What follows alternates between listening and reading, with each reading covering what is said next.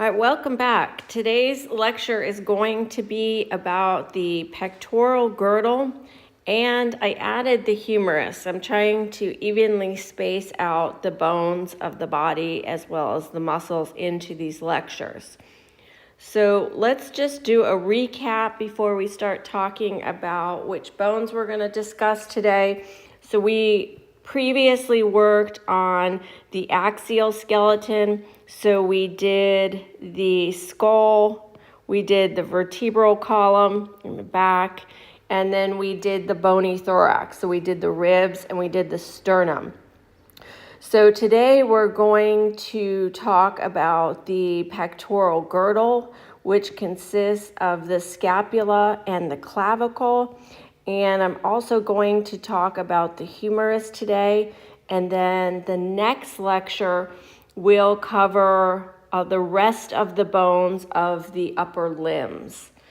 So you can tell that the upper limbs and the lower limbs have some similarities.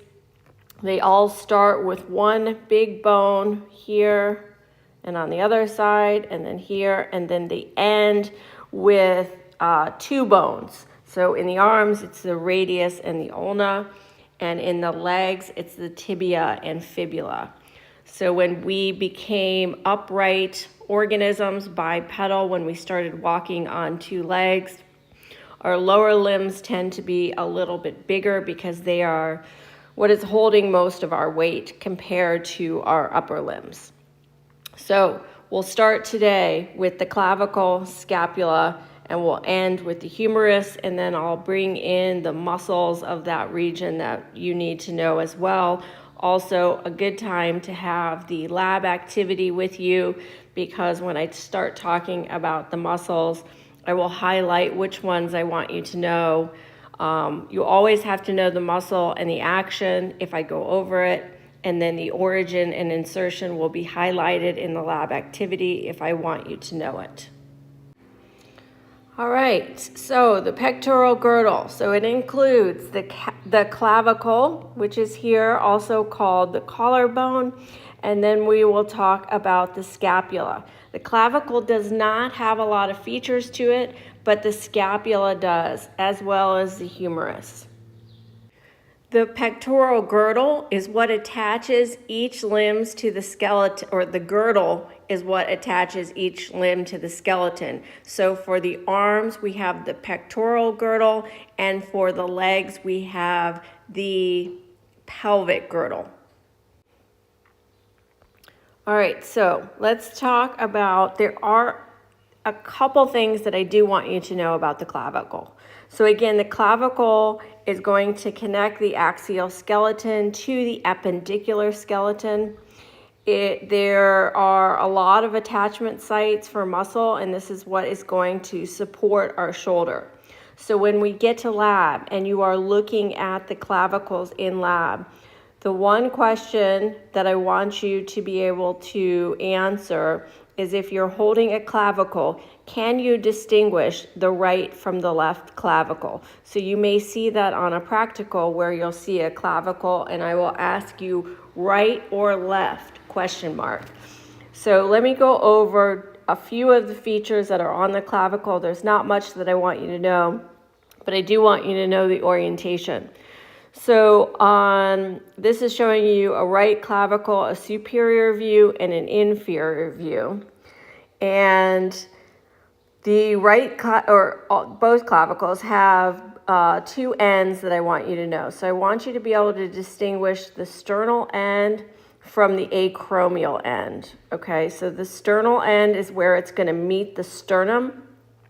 This acromial end, I'm going to show you later, is where it meets the scapula, okay? The sternal end is a little bit straighter than the acromial end, so there's a couple little clues on how you can tell the two apart. The way I distinguish it, and again, what you're going to need to do is use one of those stand-up skeletons that we have in the lab to look and see how the clavicle sits on the skeleton and how it meets the sternum and the scapula. And one of the things that I do to distinguish left and right is to feel for this conoid tubercle on the inferior side. So if you put your finger underneath, so if you go up to one of these skeletons that we have and feel underneath the clavicle, you can feel this tubercle. And that could help you distinguish left and right. It also takes on this S-shaped appearance to it. So those are really the only features that I need you to know for the clavicle and to be able to distinguish left from right. All right, so again, here's a nice picture showing you how the clavicle articulates with the skeleton. So you have an articulation site with the sternum here at the manubrium, and then you have an articulation site with the scapula. The scapula has a bony protrusion that kind of wraps all the way around. It heads towards the front, anterior portion of the body, and meets up with the clavicle. Let's take a closer look at the scapula and some of the features that you're going to find.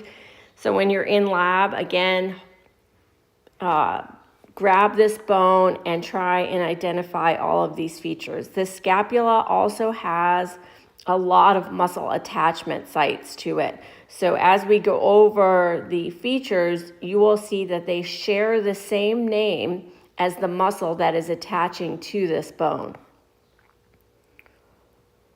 All right, here is a view of the scapula. You can see both the anterior view and the posterior view of the scapula. So let's work through this and talk about the different features that I want you to know.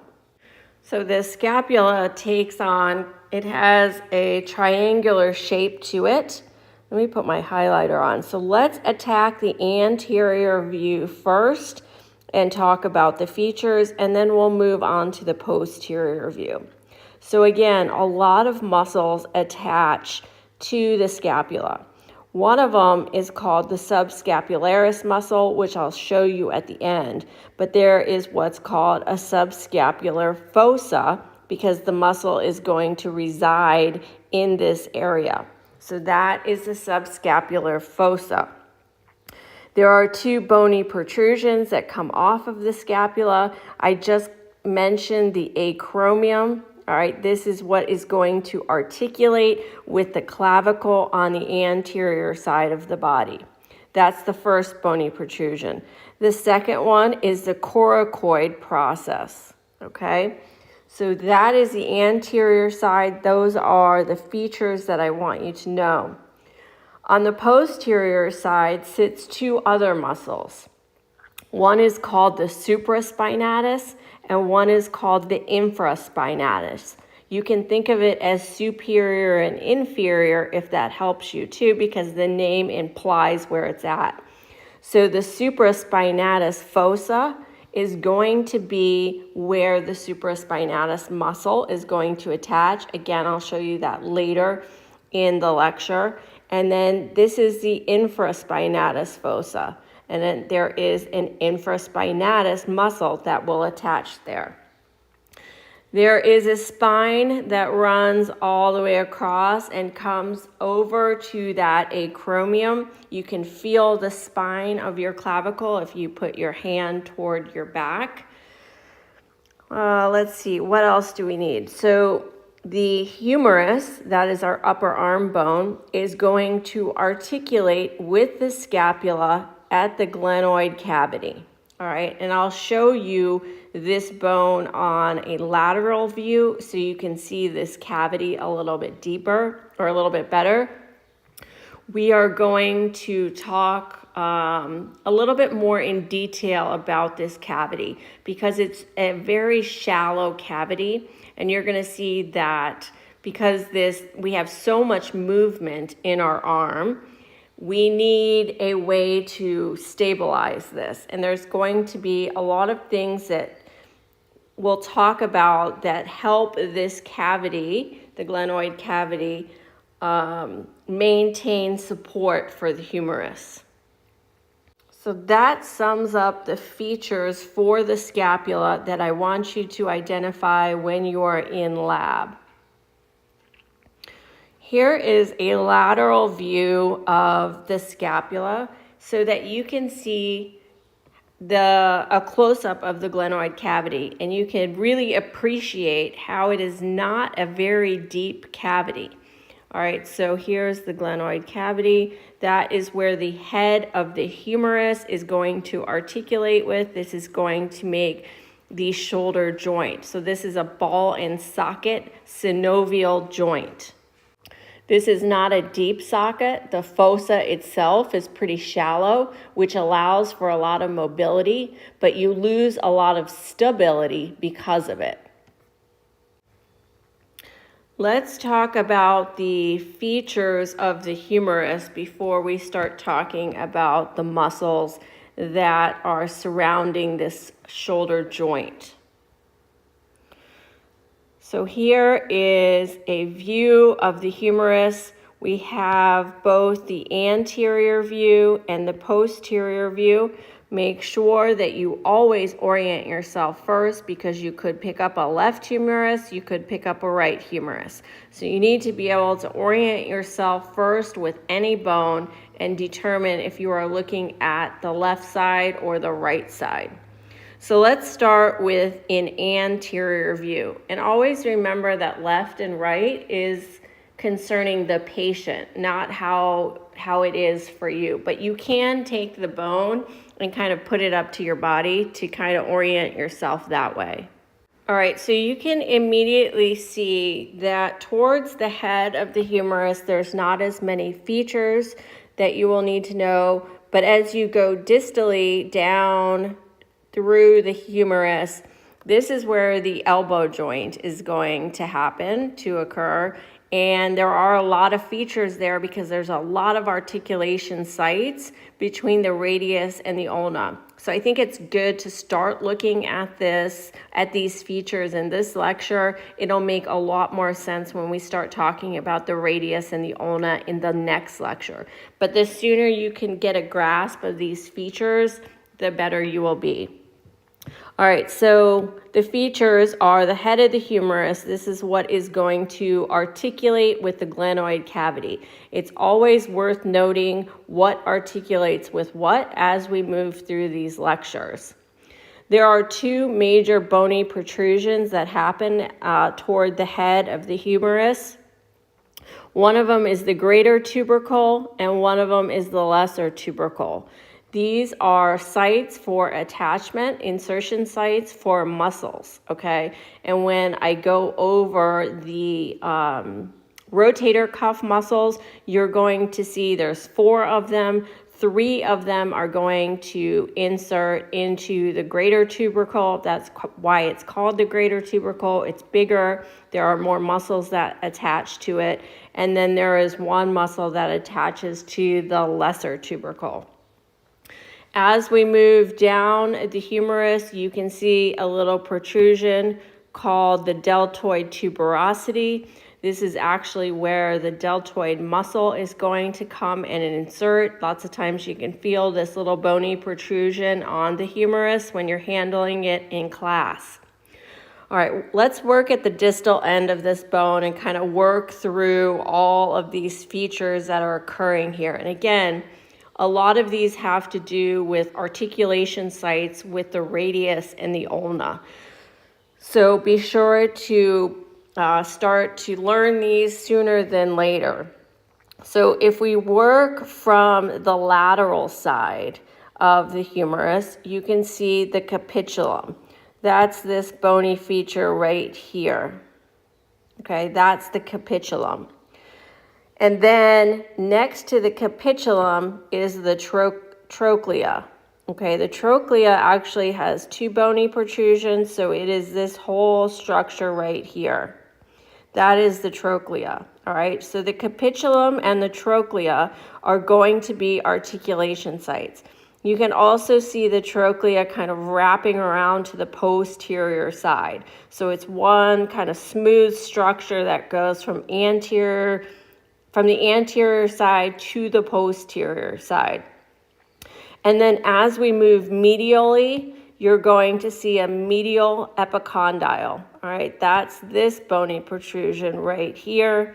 and right here. That's the medial epicondyle. So you have a capitulum, the trochlea, and then the medial epicondyle. If you look on the posterior side, you can't really see it on the anterior side. There is a lateral epicondyle. So you can kind of make it out over here. It's kind of hard to see it here. So you have a medial and lateral epicondyle, okay? Those are those bony protrusions at the distal end of the humerus. And then there are two fossa that I want you to know, and these are going to be important again when we form the elbow joint. So there is a fossa on the anterior side and a fossa on the posterior side. So the fossa on the anterior side is the coronoid fossa. All right, so you can kind of see that right here. And then on the posterior side is the olecranon fossa. And again, all of this is going to be pulled together. All of these concepts are going to come together when you see how the radius and the ulna articulate with this bone. Okay, so these fossa are going to be important. Fossa are usually areas where you're in particularly in the limbs, where other bones are going to come and articulate. So those are the features of the humerus.